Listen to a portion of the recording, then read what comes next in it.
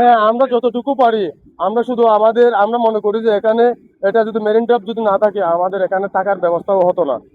তাই সরকার যতটুকু গিয়ে করছে তারা আমরা তাদের প্রতি সহযোগিতা দেখাই, আর সরকারও এখানে আমাদেরকে যতটুকু পারে আমাদেরকে সহযোগিতা করে।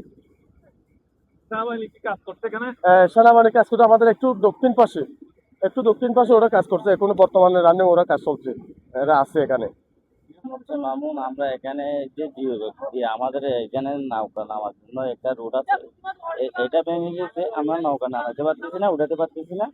এই জন্য আমরা এখানে সহযোগিতা কষ্ট করতেছি যে আমাদের সেনাবাহিনী আমাদেরকে ব্যাগ দিয়েছে দুইটা। এ ব্যাগ আমরা মাটি ভরাট করে আমরা এখানে কাজ করতেছি। আমরা জেলেরা যতটুকুই আছে, বদ্দার এবং জেলেরা মাঝি সবাই মিলে আমরা কষ্ট করতেছি, মানে আমাদের ভুট্টা নেওয়ার জন্য আর এবং ওঠার জন্য।